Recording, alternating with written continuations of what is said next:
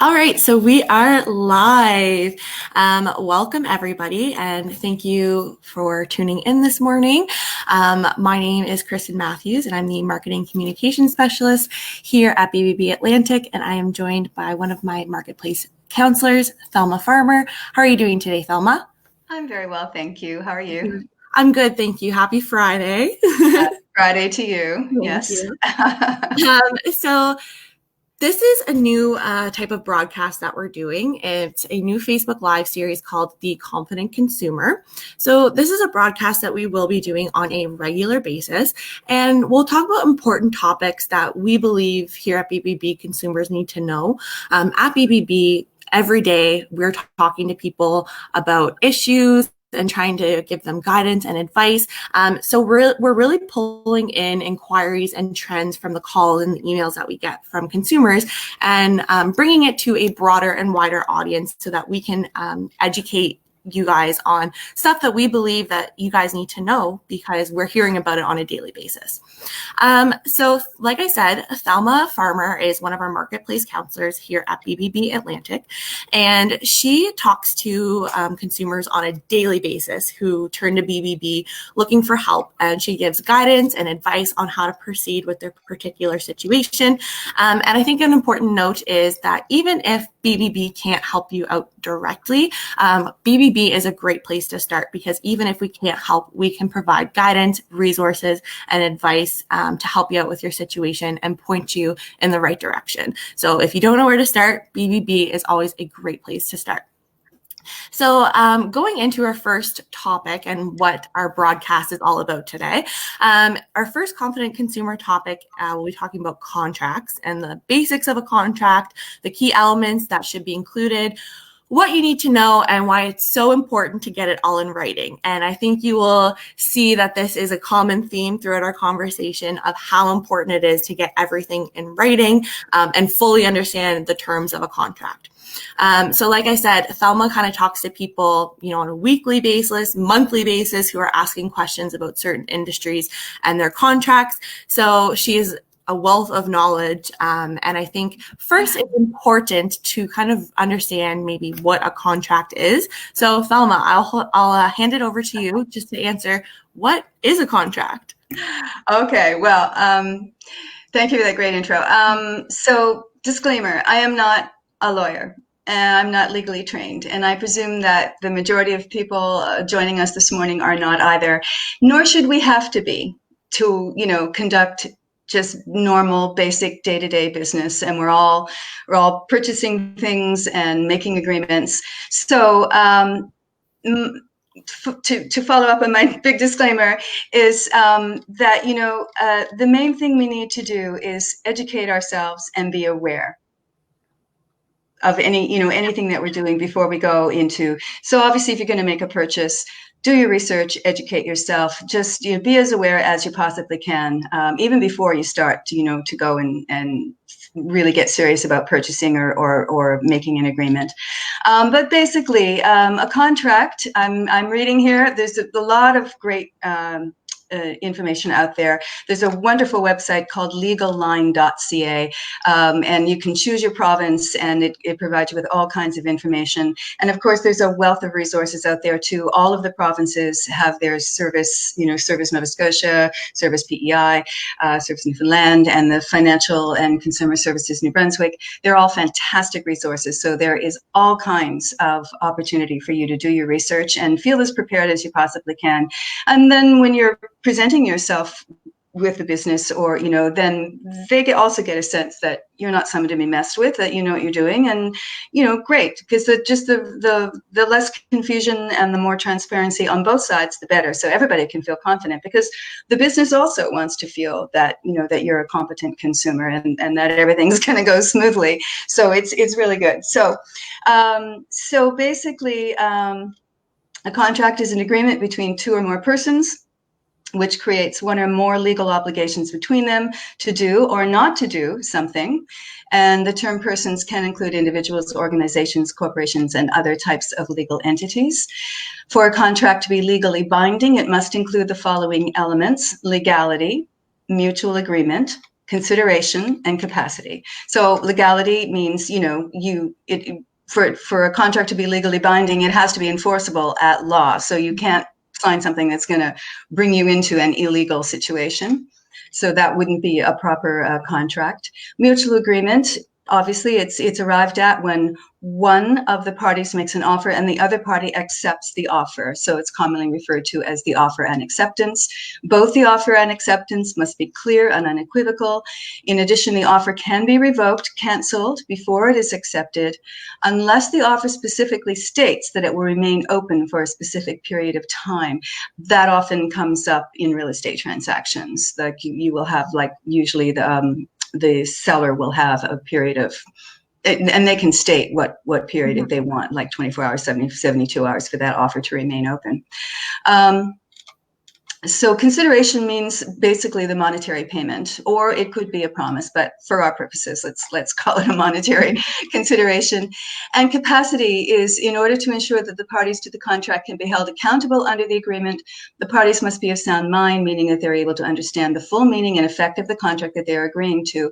And this could come up and be helpful in some situations, because if someone, and I can have anecdotes, but if someone, does sign a contract and they really didn't understand what they were signing, and maybe we'll hear, maybe an adult child of a senior who will get in touch and say, look, my mom didn't really understand what was going on there. So you may have an opportunity to cancel a contract if you can prove that was the case. And also, it's advisable that both parties have reached the age of majority. If one of the parties is a minor, the contract will not be enforceable against the minor. However, if the other party is an adult, they will be obligated to the minor under the agreement. So it's kind of interesting. And there is mention of oral contracts. A contract can be either oral or written, provided that the elements required to form a legally binding contract have been met.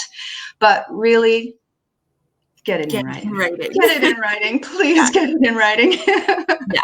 If you want to protect yourself, please get it in writing. Yeah. And Thelma, I think you mentioned a really important point there before signing a contract, that both parties have to be in mutual agreement before signing it. So I think this is a really important point to make, that if you do encounter a really hard sell from a company and you feel very pressured, they're telling you have a limited time to sign this, to get this deal, any legitimate company will realize that you might need to take time away to really fully read the contract and fully understand the terms before you sign it. So don't feel pressured to sign on the spot. You may need to take a day or so to really fully understand the contract that you're signing to. And like I said, any legitimate company would understand that you would need to have that time away to really fully read it and understand it. So I think that's a really good point there. Just don't feel pressured to sign a contract right away. And in fairness, it's again, it's up to the consumer too. It may not be that they're actually getting pressured. They may feel they may put the pressure on themselves. They get all excited. If I don't grab that car, for instance, I really want that car. So, it's a two-way street. I mean, yeah, you may be getting a bit of a sale, because that's what salespeople do. They want to make sales, and you want to purchase. You're there to purchase something. So it's a two-way street. I don't want to, just always assume that a business is in, being too pushy or in the wrong. But yeah, definitely, there's another car. There will be a car there tomorrow. If it's not that car, there's another company, and there will be another opportunity to pave your driveway or to paint your deck. So yeah, just take a breath. Tomorrow's another day, and take the time. And you really shouldn't either put the pressure on yourself or accept the pressure from the salesperson, to sign it on the spot. And if you do, make sure you get a copy. and read it over, because very often there will be a clause written in about a cooling off period or a cancellation or whatever. So yeah, so I know I wandered off. I'm sorry, I do that. No, that's fine. No, that's perfect. And I think you really covered, what we should be looking for. So that kind of, goes into my next question for you, Thelma. So when we are about to sign a contract, what are the key elements that we should be looking for that's included in the contract? Yeah, and again, it's not rocket science, and we don't need to be lawyers. But again, we have to watch out for our own emotions, and we just have to keep our wits about us. So the contract, should clearly state the name of the business, the address of the business. How do we contact that business if we really basic stuff? But it happens all the time. Like people, again, it's like, oh yeah, sounds good. Sign here, and here's a piece of paper, looks good. And then they realize, wait a minute, Buddy's gone, but I don't know how to actually reach him. Like, I don't have a mailing address. I don't know where he is. So it should, have just that basic information, the business, the address, all the contact information, your information, a clearly defined explanation of what it is that you're purchasing or agreeing to. What are the terms? Look out for delivery dates, when the project can be done. And now that we're in COVID time, is there a COVID clause? What happens if you're ordering really special tiles that you wanted put in your kitchen, but then there's a problem with the supply line? Is there a COVID clause for that kind of thing? Or maybe you want to write one in, and that's to benefit everyone. What's the price? Is it the actual price that you agreed on? What's the warranty? Is there a warranty? How long is it? And if there is a warranty from like the product, let's say there's a warranty on the shingles, for example, can I have a copy of that warranty? Mm-hmm. And what does that shingle company promise me, and how do I contact them if I need to? And then there's a difference between the warranty for the labor. Let's say, stay with the roof, for example. Does the roofing company offer a warranty on their labor? As well as helping you negotiate the warranty on the product that you're using. Did I forget anything?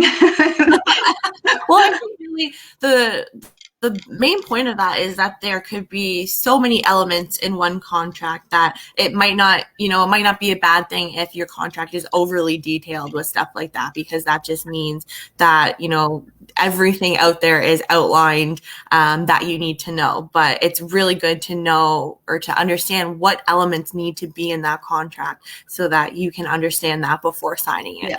And protect yourself and cover all your bases pretty much. But again, don't sign it right on the spot. Take a day. Think about it overnight so that you can really comb over it. And you yourself, when you're reading that over, you may, well, wait a minute, what about? And then maybe you can write in a clause, and that can be adjusted. And as long as you initial and the business initials, then that will become, a binding part of the contract. So again, you just can't be too careful, and there's no rush. Exactly. So we kind of touched on this a little bit, but from your work and from just talking to people on the phones on a daily basis, what are the industries that you see or you hear about the most that you would always recommend getting a contract in?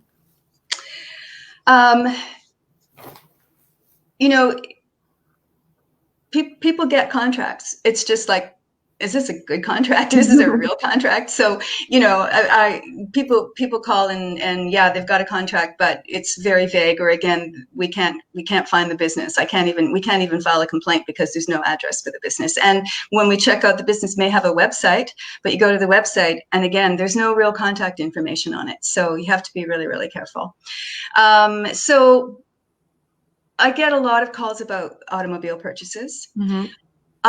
My main point I would like to make is, you sign the contract, get a copy of the contract. So many people sign a contract and then drive away without it, or go away without it. So you can't go home and read it over. And if there is an out clause, like maybe the clock is ticking away and you don't know what you agreed to. Mm-hmm. take your time. Don't sign it. It's a little sideline anecdote, and stop me because I know I ramble. But I had a gentleman call, and he purchased a vehicle, and he wasn't happy with it once he sort of looked at it after a few hours. And he said, "What can I do?" And I said, "Well, what's your contract say?" And he said, "Well, I don't know." And I said, "Well, did you have a contract?" He said, "Oh yeah." And I said, "Well, didn't you read it?" And he said, "Well, it was 16 pages long." All the more reason not to sign it right then. Mm-hmm. Yeah, all the more reason to really do your research, read it over, and ensure you know what you're signing to and agreeing to, for sure, especially if it is 16 pages. I know a lot of people may not want to sit down and read a 16-page contract, but when you're making such a big purchase, it is going to be worth it. Yeah. Exactly. And, so that happens a lot, it seems, with automobiles. Paving companies, really be careful. Really be careful. Make sure it's a legitimate company. They have an address. Check with BBB. Don't give cash. So really watch out for that. In Nova Scotia and Prince Edward, in New Brunswick, there is an industry that has been problematic. What they tend to do is they get themselves in the house to make their sales presentation, and it's very elaborate and very persistent, and they tend to go on and on and on and on and on, and sometimes people sign the contract literally to get them to leave the house. Don't do that. That sales pressure. Yeah. And then you have to ask yourself, why am I getting this big sales pressure? If the product is great, just sell the product. Yeah, exactly. And so, not to wander off, but, there's a kind of a psychology around every purchase and sale that we make. So, and that's why we need the contract, and that's why we need to not rush. And I do think, like, when you do have somebody coming door to door, always have some kind of guard up. I'll obviously be open to a conversation if that's what you want, but always be a little weary and have your guard up and ask a lot of questions too. If they know the product and they're selling you the product, they should be able to answer any questions regarding the product, any warranties, anything in the contract. Ask questions.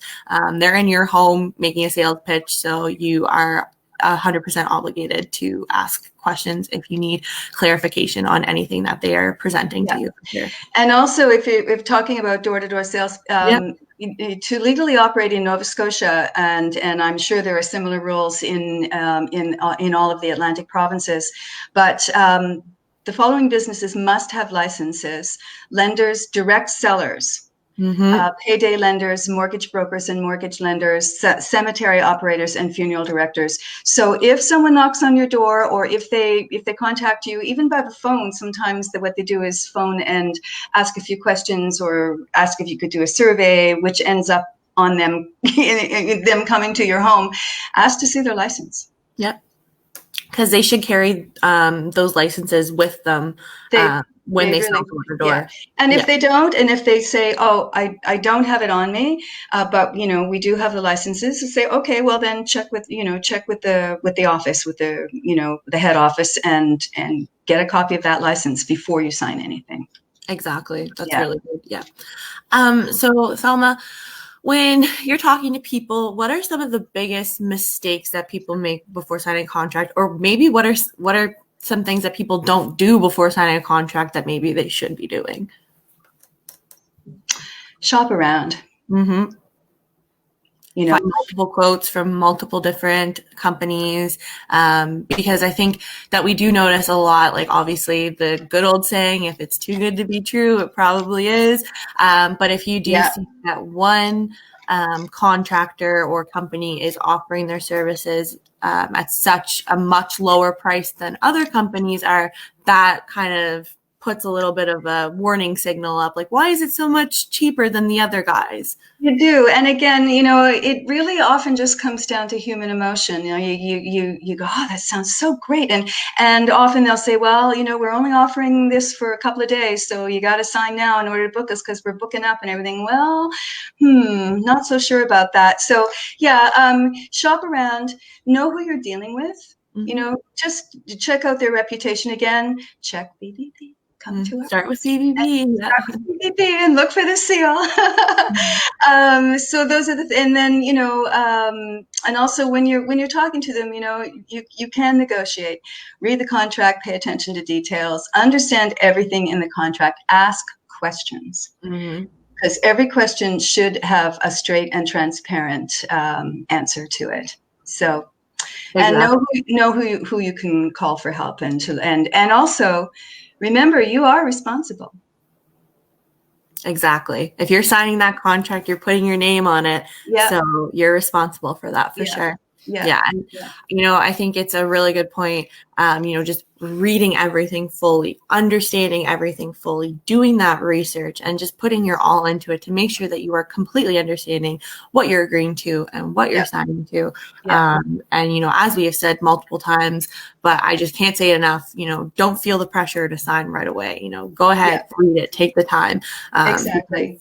That's going to save you so much hardship down the road. Yeah. Figure out how to get out of it. Know how you can get out of it if possible. Sleep on it. Once it's signed, get a copy and keep it.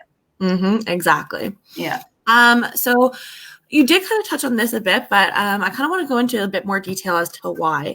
So with big purchases, like, car purchases, home purchases, stuff like that, how would you recommend paying and why?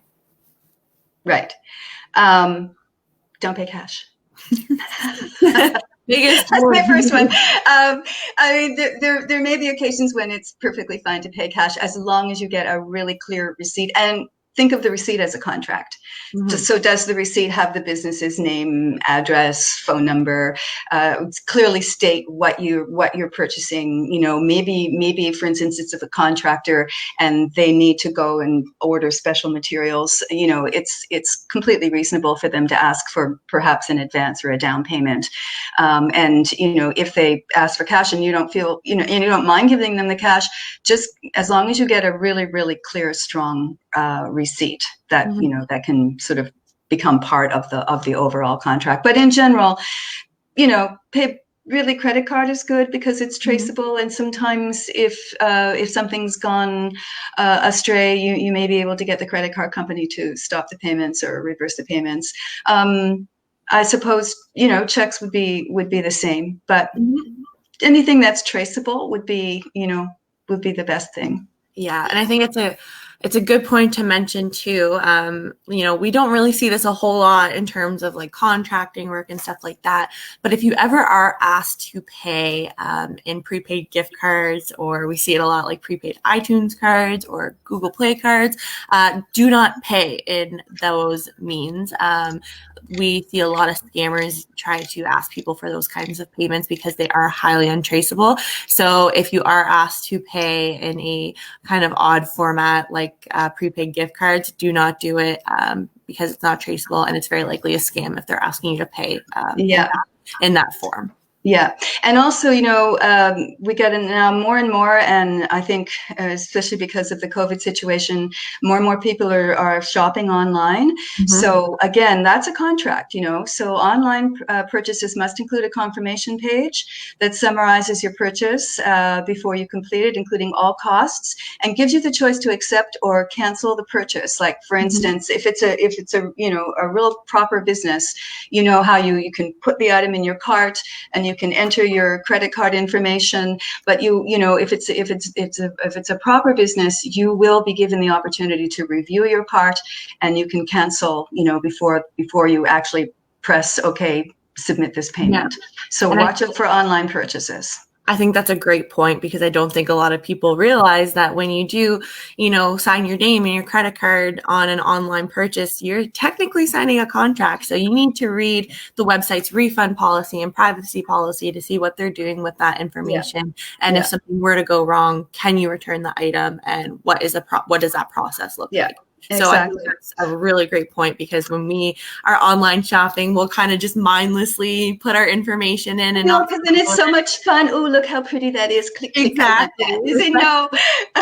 During the COVID time, like you said, when we're all kind of at home, I do think that is a really important point, because not a lot of people would think about that as a contract, but it definitely is a binding contract. Yeah, it really is. And just as an aside, as we talk Yeah. about this, often for the online purchases, watch out for those free sample things. Like Mm-hmm. click here, and we'll give you a free sample, and all good. But then usually there's a little tiny asterisk, and usually if you really search for it, you'll find a little disclaimer that says, by clicking here, we will send you a free sample, but you are also agreeing to receive monthly shipments at a cost of $200. And but that can be canceled if you do this and you do that. So they've covered themselves, but a lot of people never realize that that's what the so-called free sample is. So be really, really careful online.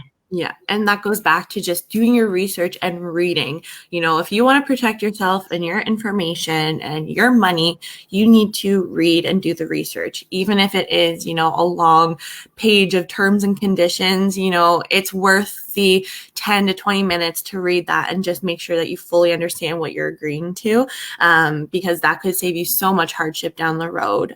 So that 10 to 20 minutes out of your life will kind of seem like nothing if something were to happen and you didn't read Exactly. Yeah. Yeah.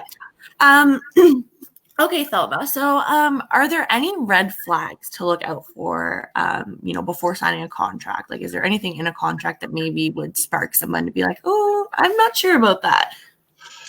I think we've probably, sort of generally covered those things. I mean, again, any of those missing elements, those basic, obvious missing elements, everything should be in there. Who the business is, who you are, what are you buying, describe it, when is it due, what happens if it doesn't arrive in time, what if the situation changes, can you modify the contract? And there could be a clause, that could say, as the project progresses, modifications may be allowed if both parties agree, that kind of thing. So, it depends. Again, it goes back to, what you're purchasing or hiring a business to do. So do your research before you even begin, and have a list in your own mind. So, it's just those basic elements should be there to constitute the contract. And again, maybe, an orange flag is, am I getting pressured here? What, and ask yourself your own, like, internal orange flag, like, maybe I'm getting a little carried away here. Like, maybe I should just sleep on it, so. Yeah, and you can make those clearer decisions by yourself too. And when you're not face to face with the salesperson, you can make clearer decisions when you have that kind of weight lifted off, and you can think a lot more clearly and really make the right decision for you. Exactly. So I think like we've said throughout this broadcast, just taking that time, do your research, don't feel pressured, read it in full. I think is just the main thing that we would want everybody to take away from this broadcast today. Yeah. And really a red flag would be if you feel that you're not really being given the opportunity to take that contract away and sleep on it, or if you want to say, well, I'm just going to check this over with my friend or my partner or my dad, and I'll call you tomorrow. So if you get the sense that that's not going over too well on the other side, that's a red flag. Yeah. And like you said, there will be another company, there will be another car, there will be another paver. So don't feel pressure right away. Yeah. Thelma, you did kind of mention this, I think, but so if you have a contract, can it be modified as a project progresses and maybe there are changes that need to be made? Can the contract be modified in that case? I would say yes. And again, even before you, or as you're doing your initial consultation with the business, and it would depend on obviously the project, or something that might lend itself to modification. It would be good to have that written in the clause. This, depending on the circumstances, this agreement may be modified, and that's to protect both sides of the agreement. And clauses can be written in as long as they're both initialed, both parties initial. Okay. So that would still constitute, a part of that contract. Right. So that would be fine. So there's possibility for it to be modified, but both parties need to agree and sign on the dotted line. Yeah. Yeah. Absolutely. Perfect. Yeah. Okay, Thelma. So Do you think that that people should have a lawyer review their contract? And if so, under what circumstances should they get a lawyer to review their contract? I mean, for anything that's big, like really Big huge, purchases, big ticket items, yeah. yeah, like big ticket items, like a major renovation, but for the most part, like what we're talking about is day-to-day life, and like I said, we all sign contracts and we all know what a contract is, and for the most part everything's fine. Businesses are above board, consumers are above board, but there's kind of a social contract, like we want to get this done and you want to provide that service, and so again, sure, I guess use your own judgment, but if there's a lot of money involved or if it seems to be a really complicated project, then sure, Yeah. would be probably worth it to get a lawyer to look it over. Exactly. If it's like a $50,000 purchase, might be worth getting a lawyer. If it's maybe $5,000 purchase, that's really up to you if you feel that. But I think, like you've mentioned, just doing that research and fully understanding it yourself, asking questions, not feeling the pressure, all of those things. If you are equipped with all of that, then you should be equipped to handle any situation with your contract, and you should feel confident in signing your contract if you are equipped with that information and that knowledge too. Yeah, exactly. Yeah, exactly.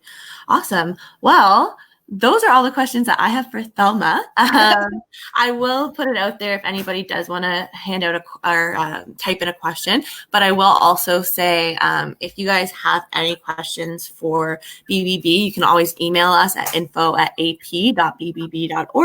and we can either answer it right away or send it to the appropriate person to answer it. But, I think just the main takeaway from this, like I said, get it in writing, do your research, read it fully, and don't be pressured into signing right away on the dotted line. Thelma, do you have any more extra comments to make in regards to that?